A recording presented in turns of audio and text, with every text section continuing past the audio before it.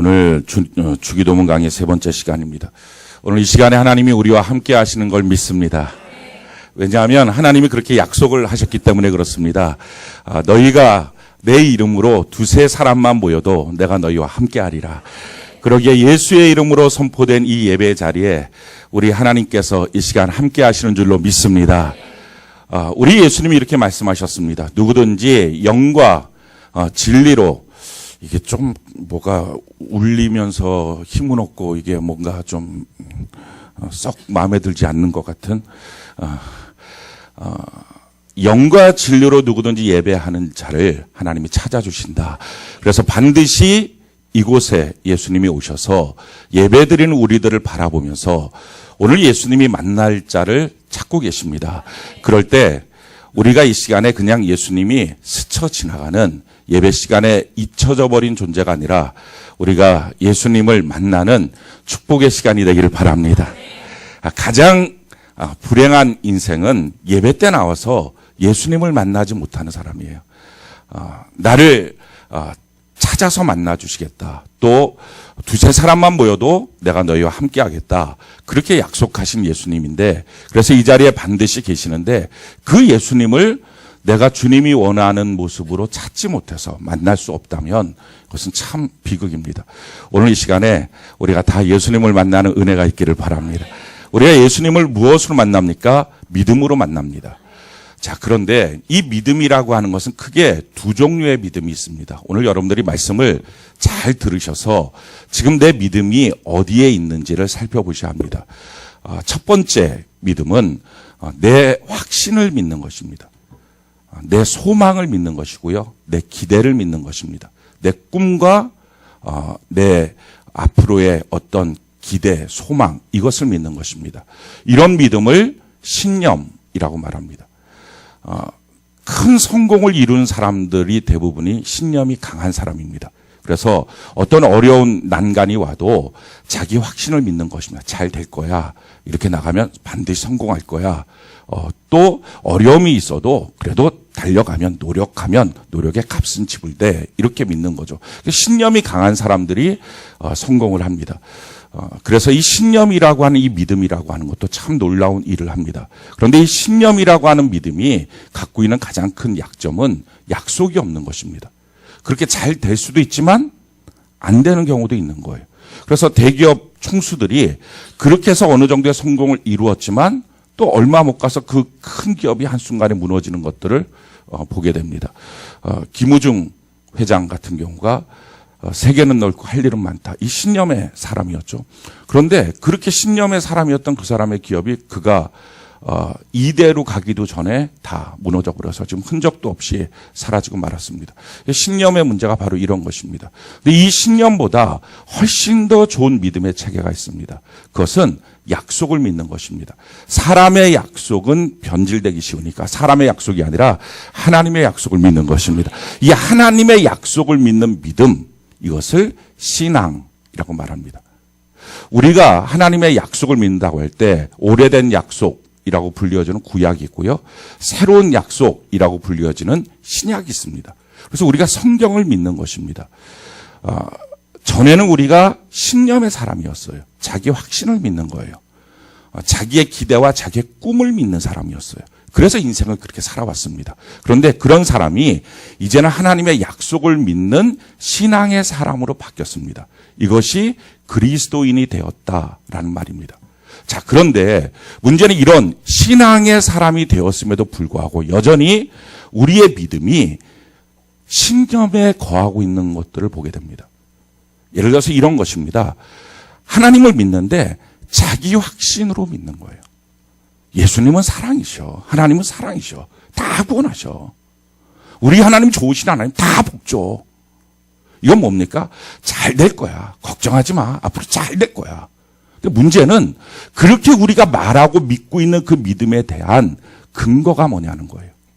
만약 그 근거가 자기 확신이고 자기 기대고 자기 꿈이고 그랬으면 좋겠다라고 하는 자기 소망이라면 그걸로 될 수도 있지만 안 될 가능성도 많습니다. 왜? 그건 약속이 없기 때문에.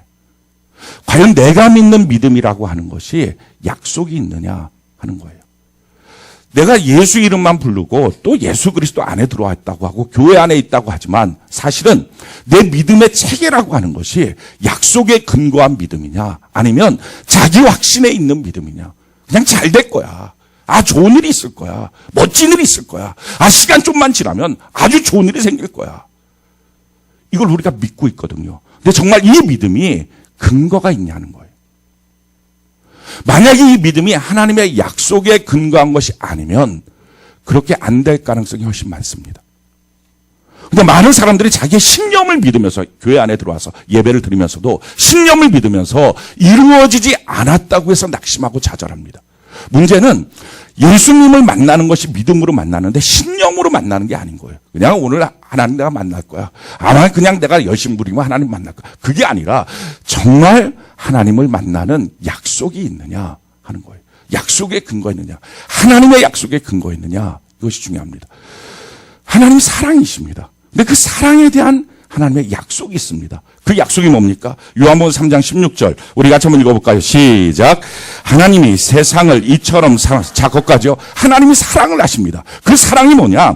독생자를 주셨으니. 하나님의 사랑은 독생자를 주신 사랑이었어요. 그래서 뭡니까? 이는 그를 믿는 자마다 멸망하지 않고 영생을 얻게 하려 하십니다. 그러니까 하나님의 사랑이니까 하나님은 사랑이십니다. 아, 그 사랑의 하나님이 누군가는 선택하고 누군가는 버리겠습니까? 그 사랑의 하나님이 누군가는 지옥 가고 누군가는 천국 가겠습니까? 아니에요. 그 사랑이라고 하는 것이 내가 갖고 있는 확신이나 기대나 꿈, 그래서 사랑의 하나님은 다 봐줘. 이건 내 꿈이거든요. 근데 과연 이 꿈을 근거로 하는 약속이 있느냐? 약속이 없다면 그 꿈은 폐기돼야 된다는 거예요. 그건 믿음이 아니라는 거예요. 그 신념은 이루어질 수 없다라는 거예요. 그럼 약속이 뭐냐? 하나님의 약속인 성경 안에서 뭐라고 말씀하느냐?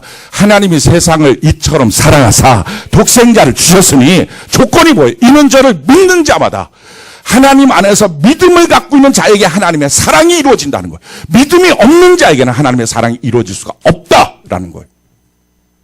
그리고 그 믿음을 뭐라고 말합니까? 너가 주여 주여 이름만 부르는 게 아니라 하나님의 뜻대로 살아가는 사람. 분명히 성경은 약속의 근거를 말하고 있다는 거예요. 근데 약속 없이 자기 생각, 자기 꿈, 교회에 들어와서 자기의 막연한 기대를 갖고 구원을 생각하는 거예요. 뿐만 아니라 잘 될 거야. 기다리다 보면 복이 있을 거야. 근거가 있냐는 거예요. 성경은요, 그 근거를 우리가 복받을 근거를 정확하게 말하고 있어요. 그래서 뭐라고 말합니까? 신명기 8장 16절 우리 같이 한번 읽어봅시다. 시작. 내 조상들도 알지 못하던 만나를 광야에서 내게 먹이셨나니 이는 다 너를 낮추시며 너를 시험하사 마침내 내게 복을 주려 하시면 너를 낮추시고 너를 시험해서 마침내 복을 주신다. 그래서 내가 낮아지는 과정, 나를 테스트하는 과정, 이 모든 과정들이 하나님의 복을 받는 과정이다 라고 분명히 말씀합니다. 마침내 복을 주신다. 그런데 그 마침내까지 가는 길이 어떤 길이냐는 거예요. 성경이 이것을 이렇게 말해요. 신명기 8장 3절 같이 한번 읽어봅시다. 시작. 너를 낮추시며 너를 줄이게 하시며 또 너를 알지 못하며 내 조상들도 알지 못하던 만나를 내게 먹이신 것은 사람이 떡으로만 사는 것이 아니요 여호와 입에서 나오는 모든 말씀으로 사는 줄을 내가 알게 하려 하심이라. 아멘. 낮추시고 시험하는 과정 속에 어떻게 살아야 될 것이냐. 그것은 사람이 떡으로만 사는 게 아니라 하나님의 말씀으로 삽니다. 그러니까 다른 말로 말하면 내가 하나님의 말씀으로 살겠습니다. 지금 돈이 없어도 지금 문제가 생겨도 난 하나님의 말씀을 붙잡고 살겠습니다. 그렇게 살아가는 사람만이 마침내 복을 받는다는 거예요. 그런데 그게 아니라 지금은 말씀도 없어요. 말씀도 던져버렸어. 그냥 대충 살아요. 그러면서 뭐라 하면 그냥 너는 잘 될 거야. 자기 자녀에게 너는 그냥 잘 될 거야. 이건 신념이라는 거예요. 그 신념은 이루어지지 않습니다. 내가 과연 예수 안에 있을 때 신앙 속에 있느냐 신념 속에 있느냐 이게 중요합니다. 우리가 병에 걸렸어요. 치료받는 건 그냥 예수님이 사랑의 예수님인데 능력의 주님인데 치료해 주시지 아니라는 거예요. 성경이 이렇게 말합니다. 이사야 53장 5절 우리 같이 한번 읽어봅시다. 시작. 그가 찔림은 우리의 허물 때문이요 그가 상함은 우리의 죄악 때문이라. 그가 징계를 받음으로 우리는 평화를 누리고 그가 채찍에 맞음으로 우리는 나음을 받았도다. 아멘이십니까? 그가 채찍에 맞음으로 나음을 받았다. 그러니까 내가 예수님의 십자가를 분명히 믿는 믿음 안에 있을 때 그 믿음으로 말미암아 치료함을 받는다라는 거예요. 그게 없이 이게 아니에요. 그 박준선 선생님 다시 맞춰요. 이게 모니터 스피커의 문제인지 앞의 문제인지 모르겠는데 울리면서 힘이 없어. 그러니까 저음 좀 빼고 고음을 조금 올리고. 저는 이렇게 쿵쿵 울리는 소리를 별로 안 좋아해요. 이걸 좀 다시 맞춰줘요.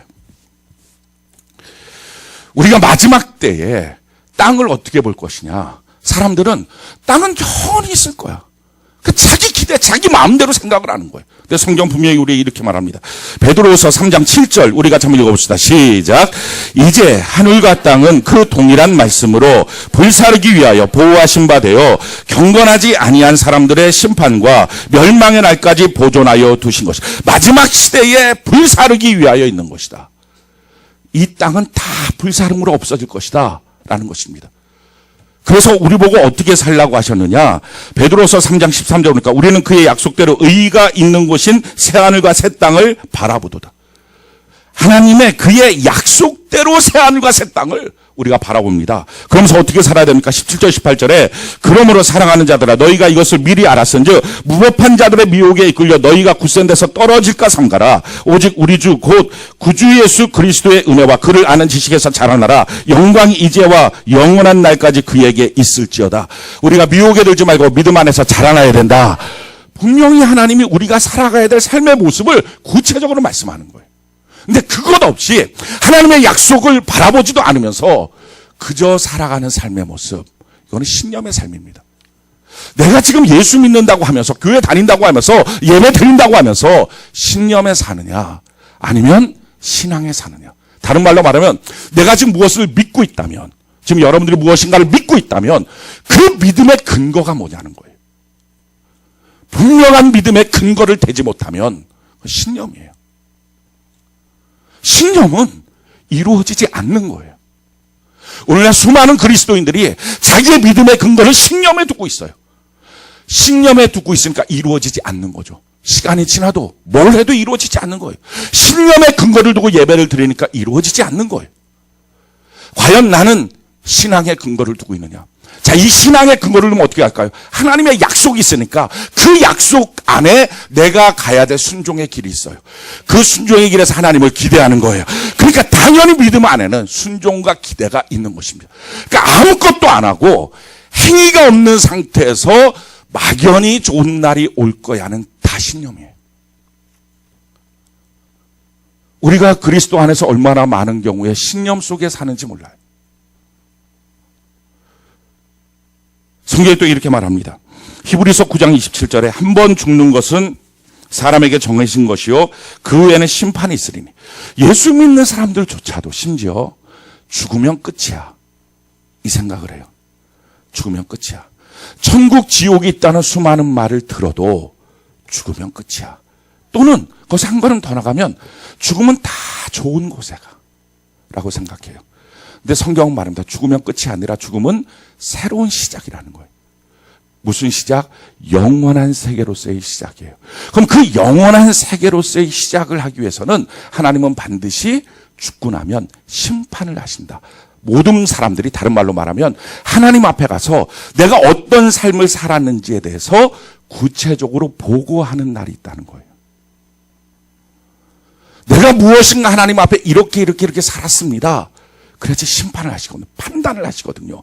근데 그 보고할 때에 우리를 향해서 점수를 매기시는데 그 점수의 근거가 성경이라는 거예요.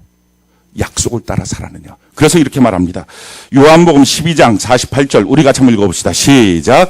나를 저버리고 내 말을 받지 아니하는 자를 심판할 리가 있으니 곧 내가 한 그 말이 마지막 날에 그를 심판하리라. 그러니까 우리가 지금 어떻게 살고 있는지를 누구든지 죽고 나면 하나님을 꼭 한번 만납니다. 그럴 때 우리가 그 앞에 보고하는 거예요. 그랬을 때 하나님은 그 보고에 대한 점수를 매기십니다. 무엇으로? 말씀을 근거로. 그러니까 내가 지금 말씀을 알고 말씀대로 살고 있느냐 하는 거예요. 자, 이 약속을 믿고 사는 것이 이게 신앙인데 약속은요 내가 약속하는 게 아니에요. 하나님이 나에게 약속하시는 거예요. 아멘이십니까? 하나님이 내게 약속하시는 거예요. 그래서 하나님의 약속을 내가 받느냐 하는 거예요. 그럼 하나님의 약속을 내가 어디서 받습니까? 그게 예배 시간이에요. 왜 예배 시간이 중요할까요? 이게 하나님의 약속을 받는 시간이라서 그래요. 성경이 이렇게 말합니다. 시편 50편 5절 우리 같이 한번 읽어봅시다. 시작. 이르시되 나의 성도들을 내 앞에 모으라. 그들은 제사로 나와 언약한 이들이니라 하시다. 예배로 나와 약속한 사람이다. 그러니까 예배 시간에 하나님이 우리에게 약속을 주시고 아멘 내가 그 약속을 받습니다. 이게 성도라는 거예요. 이 사실을 알면 어떻게 예배를 우리가 소홀히 여깁니까? 예배가 없는 자는 그래서 약속이 없는 자예요. 그러니까 당연히 신념으로 사는 거예요. 그러니까 예배의 가치라고 하는 것을 따로 뭐 얘기하고 꼭 나와야 됩니다. 그렇게 할 필요도 없어요. 예배 가치. 아, 이 시간에 내가 하나님과 약속하는 시간이구나. 이것만 알면 그럼 됩니다. 자, 그러면 올해 하나님이 우리 세종강 공동체에 주신 약속이 뭡니까? 그 약속이 이 말씀이었어요. 영시예배 때 말씀. 영시예배 때 우리를 불러서 하나님 약속을 하신 거예요. 누가복음 12장 29절로 32절 우리 같이 한번 읽어봅시다. 시작.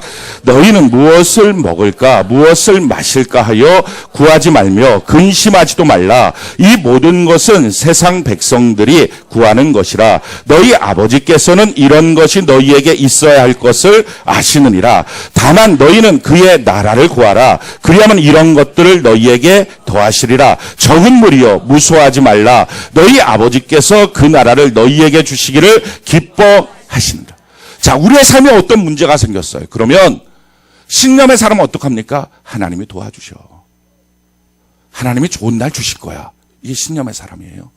약속의 사람, 신앙의 사람은 어떡합니까? 올해 약속이 뭐였지? 그렇지. 하나님의 나라를 구하라. 그럼 나머지를 더하여 주신다. 그러니까 이 문제 가운데 내가 해야 될 일은 하나님의 나라를 구해야 되겠다. 그 순종의 길을 가면서 기대를 하는 거예요. 하나님이 어떻게 도와주실까? 어떻게 일해주실까? 그게 신앙의 사람이에요. 그 신앙의 사람은 이루어진다는 가치가 있다는 거예요. 근데 그것 없이 지금 내 삶을 하나님의 나라도 구하지도 않아요. 그냥 사는 거예요. 그러면서 하나님이 살아계실까 도와주시지. 이건 신념이에요. 오늘 이런 신념 속에 빠져 사는 사람들이 너무 많아요. 그러니까 물어보면 약속이 없는 거예요. 오늘 너가 살고 있는 약속이 뭐니? 올 한 해를 살고 있는 약속이 뭐니? 너는 무슨 약속 가운데 너의 삶의 고비고비들을 넘어가니?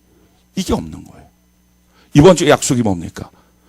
예수 믿는 사람으로서 거짓 버리고 분노 버리고 도둑질 버리고 더러운 말 버리고 주님 앞에 서 있어라. 그럼 성령이 다음 스텝을 인도하신다. 그러니까 우리에게 그런 삶이 다가왔을 때 그렇지. 이번 주 약속이 이거지. 내가 이 약속대로 있겠습니다. 성령님 다음 스텝을 인도하여 주시옵소서. 그게 약속의 사람이에요. 근데 그게 아니고 한 주를 지나갔을 때 지난주와 똑같이 아무 느낌 없이 생각 없이 그냥 한 주를 살아가는 거예요. 오늘날 수많은 그리스도인들이 그 주를 살아가는 약속이 없어요. 오늘 하루를 살아가는 약속이 뭡니까? 그의 개인 예배 큐티예요. 저 같은 경우 마태복음 17장 20절에는 말씀. 믿음의 사람은 산을 옮기는 사람이다. 그러니까 여러분들이 각자의 예배를 통해서 개인 예배를 통해서 받은 약속. 그러니까 예배가 없고 큐티가 없는 사람은 약속이 없는 사람이에요. 오늘날에 이게 전혀 없이 사는 그리스도인들이 전체 그리스도인들의 90%입니다. 그러니 예수 안에 들어와도 신념의 사람이에요. 그러니 예수 안에 들어와도 하나님이 도와주시는 기적과 체험이 극소수인 거예요. 하나님이 죽으셔서 하나님이 안 계셔서 못하시는 게 아니에요. 다 신념 속에 있으니까. 자기가 자기를 믿고 사니까. 자기가 자기 확신을 믿으니까. 그러다가 자기의 확신의 도를 넘었으면 낙심해버리고 좌절하고 무너져버리고 교회를 가네 마네 예수를 믿네 마네 이렇게 하고 살고 있으니 이게 어떻게 되겠냐는 거예요. 예수 믿는 사람, 하나님의 말씀을 듣는 사람, 하나님의 말씀을 보는 사람, 아멘이십니까? 하나님의 말씀을 지키는 사람. 그게 지금 약속 가운데 우리가 있다는 것입니다. 우리가 설사 좀 부족할 수 있어요. 하나님, 내가 하나님의 뜻대로 그만큼 순종을 못합니다. 그래도 우리가 하나님의 약속을 알고 그 안에 지키기 위하여 우리가 할 수 있는 최선을 갖고 몸부림치면 하나님의 또 다른 약속이 있어요. 이렇게 말씀하십니다. 고린도후서 1장 20절 우리 같이 한번 읽어봅시다. 시작. 하나님의 약속은 얼마든지 그리스도 안에서 예가 되니 그런즉 그로 말미암아 우리가 아멘하여 하나님께 영광을 돌리게 되느니라. 아멘. 부족해도 예수 그리스도 안에 있으면 아멘하고 하나님께서 우리를 붙들고 영광의 사람으로 만들어 주시게 될 줄로 믿습니다. 이게 그리스도인의 삶입니다. 사랑하는 성도 여러분, 그래서 오늘 이 시간 이 예배 가운데 우리가 지금 뭐 하려고 모인 겁니까? 하나님이 내게 약속하시는 것, 그걸 듣고 하나님 내가 그 약속을 붙잡습니다. 하나님 일하여 주시옵소서. 그때부터 근거 있는 삶이 되는 거예요. 그래서 예배가 생명이에요. 예배가 나를 살리는 거예요. 하나님의 말씀이 생명이에요. 아멘 합시다. 아무리 죽을 고비에 있어도 다시 하나님 앞에 하나님의 약속을 붙들고 있다면 우리가 일어날 길이 있는 것입니다. 오늘 주의 약속을 받는 은혜가 있기를 바랍니다. 그 약속을 믿음으로 받는 자를 성경은 말합니다. 영과 진리로 예배하는 사람. 내가 지금 이 시간 이 예배 가운데 하나님의 약속을 믿음으로 받습니다. 그래서 진리의 말씀을 붙잡기에 하나님 앞에 진리의 예배자가 되는 것이고, 성령으로 말미암아 믿음을 갖는 것이기에 영과 진리의 예배자가 되는 거예요. 그 사람을 하나님이 찾아가시는 거예요. 지금 여러분들이 어떤 고난과 괴로움이 있어도 오늘 이 시간에 하나님의 약속을 받는 은혜가 있기를 바랍니다. 그러기에 기도할 때도 하나님의 약속 없이, 하나님의 말씀 없이 하는 기도는 가증하다. 쓰레기 같다. 소용없다는 거예요. 사람들이 신념에 따라서 기도를 합니다. 그냥 하나님 잘해주세요. 하나님 도와주세요. 하나님 이거 붙들어주세요. 그럴 때 하나님이 너가 그렇게 나한테 말하는 근거가 뭐야? 나는 너한테 무슨 약속을 줬는데 너가 무슨 약속을 붙들고 기도하니? 내가 답변할 수 없다면 그건 신념이에요. 그건 이루어질 수가 없는 거예요. 오늘 우리가 주기도문을 갖고서 같이 말씀의 은혜를 나눕니다. 이 주기도문이 왜 가치가 있습니까? 오늘 성경 말씀이 이렇게 말해요. 마태복음 6장 9절 우리 같이 한번 읽어볼까요? 마태복음 6장 9절 같이 한 목소리 시작. 그러므로 너희는 이렇게 기도하라. 하늘에 계신 우리 아버지여 이름이 거룩히 여김을 받으시오. 아멘. 너희는 이렇게 기도하라 라고 하는 약속이 있는 거예요. 아, 하나님, 내가 그럼 이렇게 기도하겠습니다. 하나님의 응답을 구합니다. 하나님과 더 친밀해지겠습니다. 내가 하나님을 만나겠습니다. 그럴 때 너는 왜 그렇게 나한테 주장하니? 하나님이 나보고 이렇게 기도하라고 해서 내가 이렇게 기도하니까 하나님 약속대로 만나 주시옵소서. 약속대로 주님의 지성소에 들어가게 하시옵소서. 이게 근거가 있다는 거예요. 우리의 첫 번째 기도의 황금문이 뭡니까? 기도의 대상을 분명히 하라. 하늘에 계신 우리 아버지요. 오늘 우리의 기도는 하늘에 계신 우리 아빠 아버지에게 기도하는 것입니다. 아멘이십니까? 아빠 아버지에게. 나를 아시는 그분에게, 날 사랑하시는 그분에게 우리가 기도하는 거예요. 아빠 아버지에게. 특별히 아빠라고 말할 때는 우리의 어감상의 아빠랑 비슷한 아빠입니다. 그러니까 아빠라고 말할 때 요즘에도 아빠라고 부르는 사람들은 거의 없을 거예요. 모르겠어요. 제 나이에는 저희 아버지를 만날 때 아빠 이렇게를 못해요. 아빠라고 하시는 분 계시나요? 혹시 제 50 훨씬 넘었는데 아빠 이렇게 거의 힘들어요. 잘 안 돼요. 이 아빠라고 부를 땐 주로 갓난쟁이 어린아이 아빠빠 이렇게 말할 때 그때 아빠인 거예요. 그러니까 이 말은 친밀함을 표현하기도 하지만 또 한 가지는 뭐냐면은 기구 있는 아기가 주로 부르는 게 아빠예요. 아빠 이렇게. 하나님 앞에 우리는 항상 갓난아이라는 거예요. 난 좀 됐어. 난 좀 괜찮아. 내가 알아서 신앙생활 잘해. 그 사람은 기도의 자격이 없다는 거예요. 너희는 이렇게 기도하라. 하나님, 난 또 넘어집니다. 난 또 쓰러집니다. 내가 참 약해요. 나는 갓난쟁이에요. 나는 아빠 하나님이 필요해요. 이 고백을 하는 사람. 그래서 성경이 우리 이렇게 말합니다. 고린도서 10장 12절 우리 같이 한번 읽어봅시다. 시작. 그런즉 선줄로 생각하는 자는 넘어질까 조심하라. 그러기에 사랑하는 성도 여러분, 우리가 기구 있다는 것이, 넘어져 있다는 것이, 약하다는 것이 절대로 우리가 수치스러운 게 아니에요. 그런 우리만이 부를 수 있어요. 아빠, 날 보세요. 아빠, 날 도와주세요. 아빠, 내 힘 갖고 못 살아요. 아빠, 날 불쌍히 여겨주세요. 우리가 이렇게 기도하는 은혜가 있기를 바랍니다. 오늘 두 번째, 기도의 제목이에요. 기도의 제목 가장 첫 번째 제목이 뭡니까? 이름이 거룩히 여김을 받으시오며, 이 말씀이에요. 다른 그 어떤 것보다도 나는 이 기도 제목이 중요합니다. 이게 정말 하나님이 자기의 아빠면, 정말 하나님을 알고 있다면, 정말 하나님을 내가 믿고 있다면 당연히 이 고백을 하는 거예요. 근데 만약에 내 모든 기도 제목 중에서 내가 지금 이루어야 될 많은 일들 중에서 그것이 한 두세 번째쯤입니다. 이건 신앙이 뭔가 잘못된 거예요. 정말 나의 최고의 기도 제목. 그분이 나의 아빠니까, 그분의 사랑을 내가 아니까, 그분이 어떤 분인 걸 내가 아니까, 나의 최고의 기도 제목. 아버지의 이름이 거룩히 여김을 받기를 원합니다. 이 기도를 하라는 거예요. 사랑하는 성도 여러분, 이 기도로만도 참 놀라운 능력이 있습니다. 열왕기하 18장에 보면 히스기야가 유다의 지역을 통치하고 있을 때입니다. 그때 아수르라고 하는 강대국이 있었어요. 이 아수르가 북왕국 이스라엘을 점령했어요. 거기에 있는 사람들 다 잡아서 포로로 끌고 갔어요. 그 상황 가운데 여세를 몰아서 이제 남왕국 유다 땅을 공격해 들어옵니다. 곳곳에 있는 성들을 무너뜨렸어요. 그리고 나서는 예루살렘 성 하나만 남았어요. 그렇게 공격하고 파죽지세로 몰려오고 있을 때입니다. 자, 그럴 때 이 히스기야가 그런 고통 가운데서 할 수 있는 제일 첫 번째는 뭐였냐면은 타협하는 거였어요. 그래서 그 아수르의 장수한테, 랍사기라고 하는 장수한테 내가 있는 금이랑 은이랑 다 바치겠습니다. 잘못했으면 한 번만 봐주세요. 이게 사람이 보편적인 어떤 반응이에요. 그러니까 내가 어떤 극심한 환난과 문제가 있을 때 불신앙적으로 행동했다는 사실 때문에 힘들어하지 말아요. 갇히지 말아요. 그것 때문에 내가 참 믿음이 없구나 이렇게 자책도 하지 말아요. 이게 대부분의 사람들의 반응들입니다. 그래갖고 그걸 다 해갖고 갖다 바쳤어요. 열왕기하 18장 13절로 16절에 보면 히스기야 왕 제14년에 아수르의 왕 사네립이 올라서 유다 모든 경과 성을 쳐서 점령하며 유다의 왕 히스기야가 라기스로 사람을 보내어 아수르 왕에게 이르되 내가 범죄하였나이다. 나를 떠나 돌아가소서 왕인에게 지우는 것을 내가 당하리이다 하였더니 아수르 왕이 곧 은 300달란트와 금 30달란트를 정하여 유다 왕 히스기야에게 내게 한지라. 히스기야 이에 여호와의 성전과 왕궁 곳간에 있는 은을 다 주었고 또 그때에 유다 왕 히스기야가 여호와의 성전 문의 금과 자기가 모든 기둥에 입힌 금을 다 벗겨서 모두 아수르 왕에게 줬다. 그러니까 얼마나 금이나 은이 없으면 성전에 있는 헌금까지 다 쓸어갖고 줬어요. 그러면서 좀 살려달라고 싹싹 빌었어요. 그러면 떠나갈 거라고 생각해요.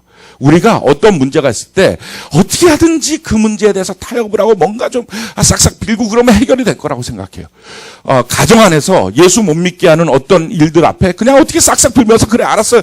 당신 마음대로 내가 다 타협할게요. 그러면 예수 믿는 일이 어느 정도 허락받을 거라고 생각해요. 사업도 그럴 거라고 생각해요. 근데 그렇지 않아요. 우리가 분명히 알아야 될 것은요. 악한 마귀는 도적질하고 죽이고 멸망시키는 거예요. 그러니까 다른 말로 말하면 끝까지 가는 거예요. 그러니까 완전히 멸망할 때까지. 그래서 마귀하고는 타협하면 안 돼요. 그렇게 다 갖다 주면 떠나갈 줄 알았어요. 근데 안 떠나가고 어떡합니까? 저놈들이 금이랑 은이 있네? 가서 그럼 다 뺏어 먹자. 그래갖고 랍사게라고 하는 장수를 보내서 점령을 시도합니다. 그 점령을 시도하면서 예루살렘 성만 하나 남아있는데 그 예루살렘 성에 있는 주민들을 향해서 그들이 전쟁을 걸면서 마음을 다 어렵게 만드는 거예요. 어떻게 어렵게 만드느냐? 열왕기하 18장 17절에 보니까 그렇게 랍사기로 하여금 그 성을 치게 했더니 20절에 그 랍사기가 말하는 거예요. 내가 싸울 만한 계기와 용약이 있다고 한다마는 이는 입에 붙은 말일 뿐이라 내가 이제 너희를 의뢰하고 나를 반역하였느냐? 라고 하면서 야 너가 지금 하나님이 도와준다. 너가 좀 믿음이 있다고 그 문제 해결할 수 있다고 뭘 갖고 해결하려? 하나도 해결 못해. 그러니까 우리가 약하고 부족한 걸 알아요. 그게 또 건드려놔요. 그러면서 하는 말이 열왕기하 18장 21절에 이제 내가 너를 위하여 저 상한 갈대 지팡이 애굽을 의뢰하다. 그러면서 지금 우리가 무엇인가 여러 사람들한테 이 문제를 놓고 좀 도와달라고 말했던 것 그런 것들을 통해서 뭔가가 잘 될 거야 라고 하는 막연한 기대에 대해서도 아니야. 너 그거 될 것 같니? 상한 갈대야. 너가 믿고 의지하지만 너 손만 찔릴 뿐이야. 아무것도 안 돼. 그러면서 내가 무엇인가 주변 사람들에게 도와달라고 얘기했던 것들이 하나하나 기대대로 안 되는 것들을 보여주는 거예요. 사람 점점 낙심한 거죠. 그 다음에 또 어떡합니까? 18장 22절로 23절 보니까 너희가 내게 이르기를 우리는 우리 하나님 여호와를 의뢰하리라 하리라마는 히스기야가 그들의 산당과 제단을 제거하고 유다와 예루살렘 사람으로 명령하기를 예루살렘 이 제단 앞에서만 예배하라 하지 아니하느냐 하셨나니 청하건대 이제 너는 내 주 아수르 왕과 내기하라. 내가 만일 말을 탈 사람을 낼 수 있으면 나에게 내게 말 2,000마리를 주라. 이게 지금 무슨 말이냐면은 너가 좀 하나님 의지하고 있겠지만 아니야.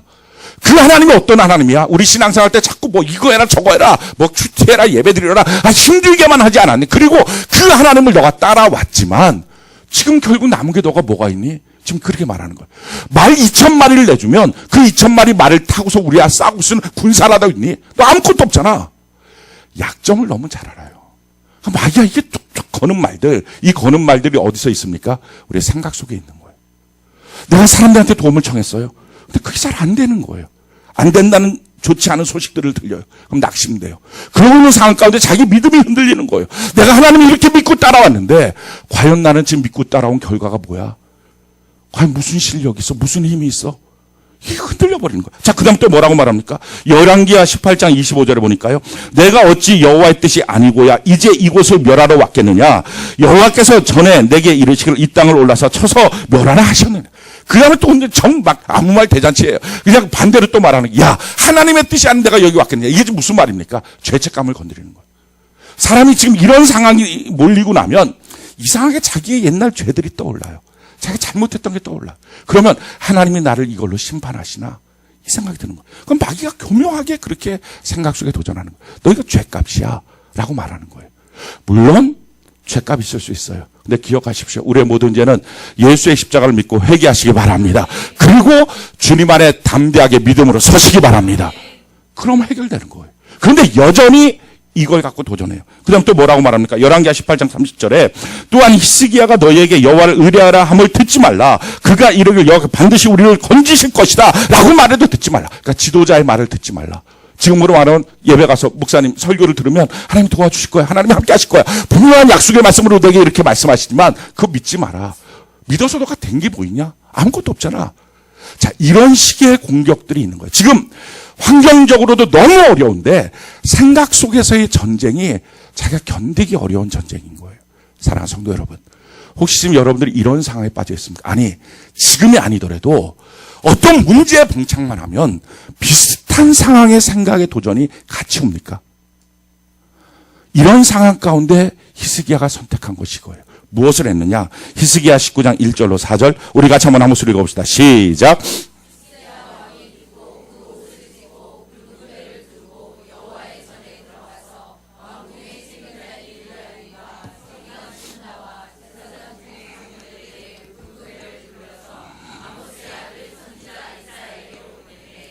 그들이 이사야에게 이르되 히스기야의 말씀이 오늘은 환난과 징벌과 모욕의 날이라 아이를 낳을 때가 되었으나 해산할 힘이 없도다.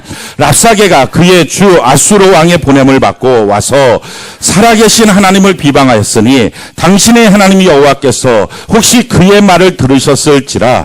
당신의 하나님 여호와께서 그 들으신 말 때문에 꾸짖으실 듯하니 당신은 이 남아있는 자들을 위하여 기도하소서 하더이다 하니라. 지금 이런 절대절명의 순간이에요.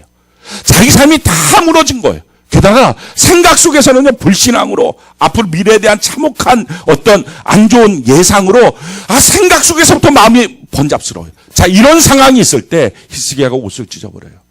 왕의 옷을 찢습니다. 그러고서 하나님의 전에 들어가요. 그래서 우리 같은 웬만하면 이렇게 기도할 거예요. 하나님 힘들어 죽겠어요. 하나님 도와주세요. 정말 못 견디겠어요. 이렇게 기도할 거예요. 근데 히스기야가 그렇게 기도를 안 해요. 히스기야가 기도했던 건 딱 하나예요. 하나님, 여호와의 이름을 저들이 저렇게 비방합니다. 그런데요, 하나님이 내게 베푸신 은혜는 그동안 너무 많은데 제가 제대로 관리도 못하고 살지도 못해서 여호와의 이름을 비방하는 저들을 향해서 아니야, 봐봐, 하나님 이렇게 멋진 분이야 라고 말 한마디도 못합니다. 하나님, 하나님의 이름이 비방되는데도 가만히 있는 나를 보면서 화나셨죠. 죄송해요. 이것 때문에 우는 거예요. 사랑하는 성도 여러분, 우리가 참 참혹한 현실 속에 있을 수 있습니다. 그때 기도의 제목이 히스기야는 하나님의 이름이었어요.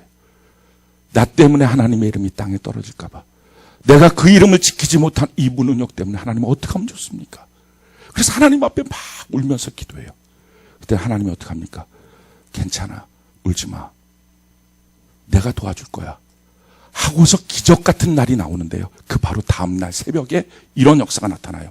열왕기하 18장, 열왕기하 19장 35절 우리 같이 한번 읽어봅시다. 시작. 이 밤에 여호와의 사자가 나와서 아수르 진영에서 군사 18만 5천 명을 친지라. 아침에 일찍이 일어나 보니 다 송장이 되었더라. 여호와의 이름 때문에 기도하는 기도가 그 하나만으로도 얼마나 능력이 있는지, 그 하나만으로도 얼마나 가치가 있는지. 그러면서 하나님이 주시는 말씀이에요. 너희는 이렇게 기도하라. 하늘에 계신 우리 아버지요, 너희 기도의 대상을 정확하게 정하고 가장 먼저 기도할 것, 이름이 거룩히 여김을 받으시오며. 이 기도 제목 하나만 갖고서 내 평생 살아도 하나님이 얼마나 광대하시고 능력 있는 손을 움직일 수 있는지. 사랑하는 성도 여러분, 오늘 우리가 여호와의 이름 때문에 기도합시다. 우리 사업이 무너진 거는 괜찮아요. 다른 거 다 상관없어요. 병 걸린 것도 괜찮아요. 다 상관없어요. 근데 하나님, 이것 때문에 여호와의 이름을 저들이 조롱합니다. 그런데 내가 주님이 주신 은혜와 축복들 다 받았는데 관리도 못하고 못 살아와서, 불신앙으로 살아서 그들이 뭐라고 말할 때 입번 끝도 못합니다. 뭐가 있어야 말하는데요. 아무것도 없어요. 저는 하나님의 이름 영광 거룩하게 지키지 못하는 것, 이게 너무 속상합니다. 하고 몸부림쳐 오늘 이 밤에 울기만 하면 하나님의 기적의 역사가 오늘 밤에 나타나게 될 줄로 믿습니다.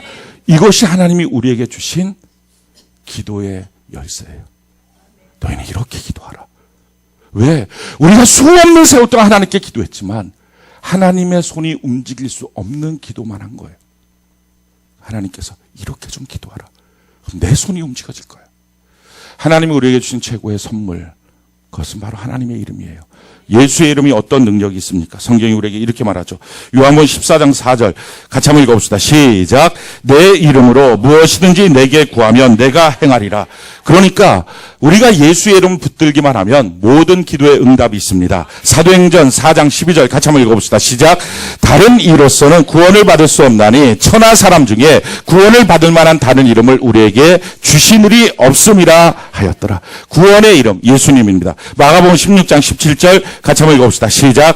믿는 자에게는 이런 표적이 따르니 곧 그들이 내 이름으로 귀신을 쫓아. 할렐루야. 예수의 이름으로 귀신은 떠나갑니다. 또 사도행전 3장 16절 같이 한번 읽어봅시다. 시작. 그 이름을 믿음으로 그 이름이 너희가 보고 아는 이 사람을 성하게 하였나니 예수로 말미암아 난 믿음이 너희 모든 사람 앞에서 이같이 완전히 낫게 하였느니라. 예수의 이름은 능력이 있습니다. 예수의 이름은 기적을 만들어냅니다. 예수의 이름이 가장 처음에 능력이 발휘됐던 것이 사도행전 3장 6절이에요. 베드로와 요한이 성전 미문에 올라갈 때, 그때 날 때부터 안진뱅이였던 사람이 은가금 주세요라고 말할 때 사건이죠. 우리 사도행전 3장 6절 같이 한번 읽어봅시다. 시작. 베드로가 이르되 은가금은 내게 없거니와 내게 있는 것을 내게 주노니 나사렛 예수 그리스도의 이름으로 일어나 걸으라 하고. 나사렛 예수의 이름으로 일어나 걸으라. 우리가 그 다음 장면을 압니다. 일어나서 걷기도 하고 뛰기도 하고 그런 기적이 일어났어요. 그런데 모든 사람들이 그렇게 했던 것은 아닙니다. 어떤 사람들은요, 예수의 이름을 사용할 때 도리어 봉변을 당하기도 했어요. 성경이 이렇게 말합니다. 사도행전 19장 13절로 16절에 보면 스기야의 아들들이 이렇게 하죠. 이에 돌아다니며 마술하는 어떤 유대인들이 시험삼아 악기 들린 자에게 주 예수의 이름을 불러 말하되 내가 바울이 전파하는 예수를 의지하여 너희에게 명하노라 하더라. 유다의 한 제사장 스기야의 7 아들도 이 일을 행하더니 악기가 대답하여 이르되 내가 예수도 알고 바울도 알거니와 너희는 누구냐 하며 악기 들린 사람이 그들에게 뛰어올라 눌러 이기니 그들이 상하여 벗은 몸으로 그 집에서 도망하는지라. 예수의 이름을 사용했더니 도리어 봉변을 당하는 일들도 생겼다 하는 것입니다. 이걸 통해서 깨닫게 되는 것은 예수의 이름을 사용하는 권리를 받은 사람이 있다는 거예요. 우리가 하나님의 이름, 그 이름이 거룩히 여김을 받기 위해서 하나님의 이름이 나 때문에 조롱받는 것이 너무 안타까워서 몸부림쳐 기도하는 것도 그 하나님의 이름을 위하여 기도할 수 있는 권리를 받은 사람이 있다는 거예요. 그 사람만이 그 기도가 통하지 그 권리가 없는 사람은 봉변만 당한다는 것입니다. 자, 그러면 누가 그 권리가 있을까요? 오늘 이런 사람이 권리가 있는 거예요. 사도행전 3장 6절 우리 다시 한번 읽어봅시다. 사도행전 3장 6절 같이 한 목소리 시작. 베드로가 이르되 은과 금은 내게 없거니와 내게 있는 이것을 내게 주노니 나사렛 예수 그리스도의 이름으로 일어나 걸으라고. 은과 금은 나한테 없는데 나한테 예수의 이름이 있거든. 이렇게 말하는 사람. 그 사람이 그 이름을 쓰는 거예요. 나 돈은 없는데 나 예수의 이름 있거든. 나 남편 없는데 나 예수의 이름 있거든. 내 자녀가 지금 잘 어떤 일들이 이루어지지 않는데 나 예수의 이름 있거든. 나 몸 병 걸렸는데 근데 나 예수의 이름 있거든. 이렇게 말할 수 있는 사람. 한번 여러분들이 그걸 해보세요. 주변 사람들에게 누군가가 막 얘기할 때 자기는 그 사람이 얘기할 수 있는 것이 아무것도 없어요. 근데 그것 때문에 주눅드는 게 아니라 나 그거 없는데 나한테 예수의 이름이 있거든. 이렇게 말할 수 있는 사람. 오늘 그 믿음을 여러분들이 소유하시길 바라요. 기도하면서 하나님, 내가 지금 내 삶 속에 이런 것들이 없어요. 근데 나 예수의 이름 있거든요. 예수의 이름 있거든요. 이게 정말 그게 없어도 상관없는 것처럼 내세울 수 있는지. 그게 내세워지면 그때부터 이렇게 기도하십시오. 예수의 이름으로 귀신도 쫓아내고 예수의 이름으로 명하여 기적도 일으키고 그리고 예수의 이름이 이렇게 존귀한 이름인데 하나님 나 때문에 그 이름이 비방받는 것 앞에 내가 입 뻥끗도 못한다는 것 때문에 눈물 한 방울이라도 흘리기 시작하면 오늘 이 밤에 여러분들이 기적의 주인공이 될 것입니다. 너희는 이렇게 기도하라 하는 거예요. 이렇게 지금 기도하라. 그러면 너의 문제는 하나님의 문제가 되기 시작한다. 오늘 이 밤에 우리가 이렇게 기도합시다. 하나님의 역사를 봅시다. 아멘이십니까? 수많은 문제가 있어도요. 하나님이 우리에게 요구하신 이대로 우리가 이렇게 기도하겠습니다. 이 약속을 근거로 내가 기도하겠습니다. 하고 가장 먼저 지금 여러분들이 없는 것 때문에 속상한 게 있을 거예요. 없는 것 때문에 절망하고 좌절하고 난 실패한 게 아닌가 라고 생각하는 게 있을 거예요. 근데 그때 한번 이렇게 말해보세요. 나 그거 없는데요. 나 근데 예수의 이름 있거든요. 그게 되는지. 그게 되는지. 오늘 이 밤에 길을 쓰고 그걸 만들어내야 돼요. 그게 안 만들어지면 그러면 안 되는 거예요. 이 기도의 제목의 스텝에 못 나가는 거예요. 근데 그걸 만들 수 있어요. 오늘 성령을 의지해서 그걸 만드시기 바라요. 우리가 그동안 잘못된 마음속의 편향성들을 다 제거하고 하나님 안에서 바른 방향으로 바른 지식 안에 걸어서 그렇습니다. 나는 예수의 이름만 있으면 됩니다. 이거를 만드는 거예요. 이게 신앙이잖아요. 그러니까 이게 신앙이니까 뭐 다른 거 다 없어도 나 하나님만 계시면 돼. 하나님 계시면 되고 안 계시면 안 됩니다. 이거 우리 신앙 아닙니까? 이 신앙 딱 붙잡고 아멘. 이게 진짜 진심으로 됐습니다. 라고 하면 그때부터 이 예수의 이름을 사용하십시오. 사용할 수 있는 권한이 생기는 거예요. 그 예수의 이름 때문에 눈물을 흘려보십시오. 그 예수의 이름이 존귀하게 되기 위해서 기도해 보십시오. 그러면 역사가 이 밤에 나타나요.